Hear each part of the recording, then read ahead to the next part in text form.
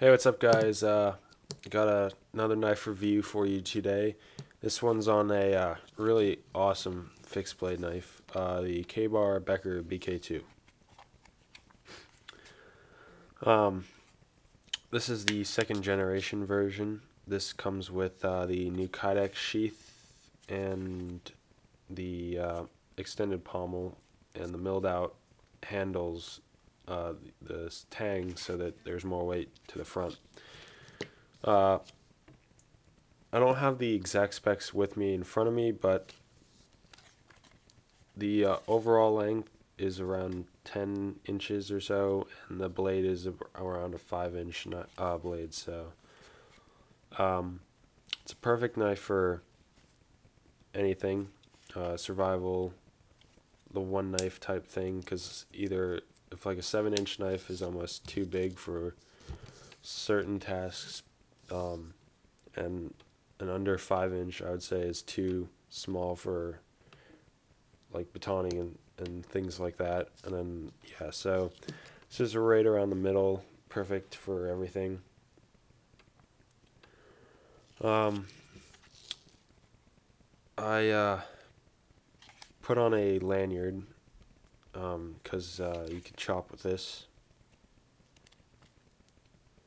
I'll just talk about the sheath first. It's a plastic, not Kydex sheath with grommet holes and wider openings here for I guess I'm not sure what you could use it for, like straps or something like that. And then there's a nylon backing here with a little bit too big of a hole, but I haven't found it to be well, I haven't worn it really to see if it's a problem yet, so because this is more or less an overview because I have not used it. I just got it a couple days ago, a day I think. Here you can take off the nylon backing, so you could just have it as a plain knife, no backing, because the retention is good enough for that. Or you could put a tech lock on there, or molly clips, whatever you prefer. It's got a button snap that's swivels, so you can switch which side you want it to be unbuttoned. I think for lefty or righty, but I don't know if that really would matter. I'm not sure. There's a thumb ramp here for putting your thumb to extract the knife, because it's the retention is much better on these new sheaths versus the old sheath. And it splits right there, as you can see. So that's pretty much the sheath, and the sheath design has changed a lot. It's now looks like the knife. Says BK&T K-bar. Really nice sheath. I'm glad that this knife comes with a good sheath. There are too many knives out there that are a good knife, but they just come with a poorly made sheath. One example I have from my knife collection is the BK-7. It comes with a nylon sheath with a plastic insert, and it rattles, and I don't know, I replaced it. Rat Cutlery, though, on the other hand, comes with all really good sheaths, so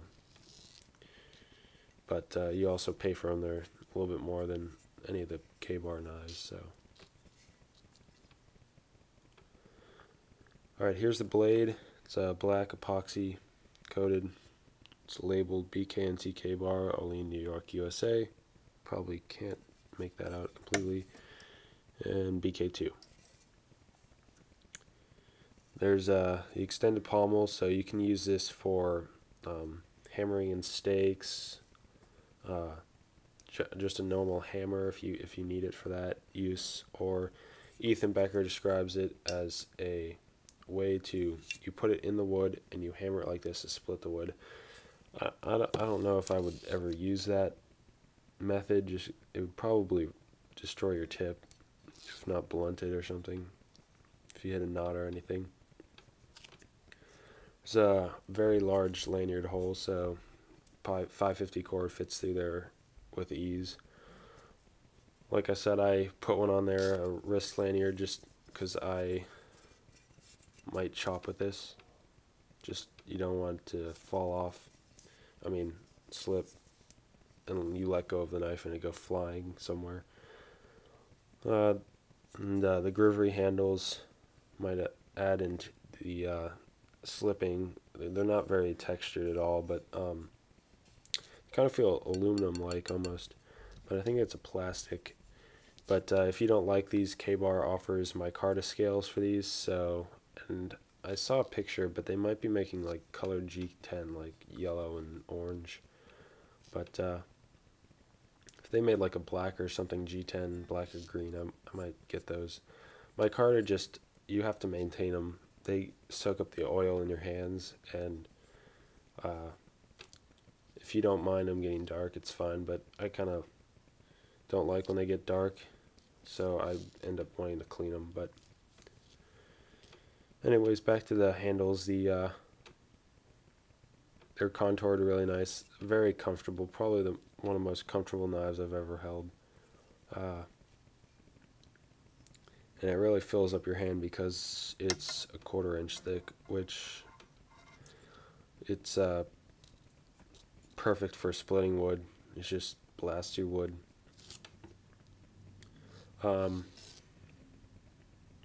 One problem I found, and a lot of other people found on the Kabar and the Beckers, are the handles after some batoning and everything will loosen.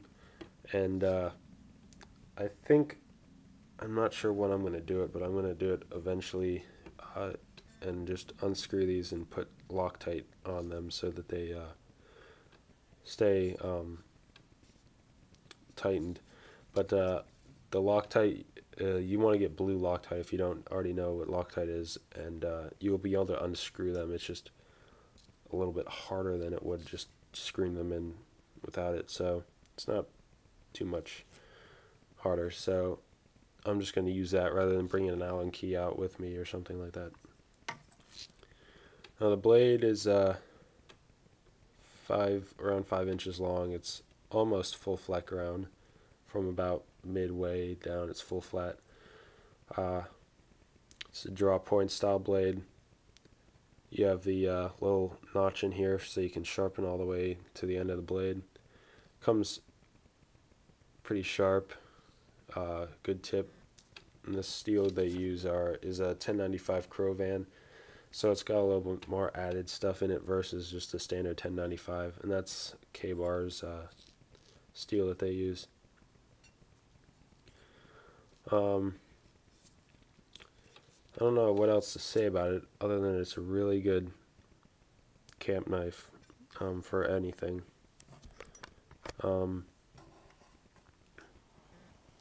See if we get more lighting. You can see it better. No, never mind.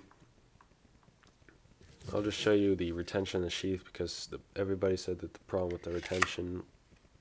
So I don't know if the camera did it justice, but it snapped in there with a loud, positive snap. Oh yeah, one thing on the sheath is there is a drainage hole, so if you're carrying this and water's just dripping down in here, you won't hold water in there. Trying to think of what else to say, other than it's a perfect knife for anything, splitting, chopping, because the cutouts and the handles makes more weight towards the front of the knife. Skinning game, food prep, carving, it's probably about the limit for carving tasks, but I don't know, it's a really heavy knife. It's almost 14 ounces. It's a little lighter now that they lightened the handle, but I don't know, it would seem like my wrist would get tired after a while carving with this knife, but I don't know, it seems a little bit too big for precise cuts. But anyway, so that's my review on the Kabar Becker BK-2. If I forgot anything, just let me know.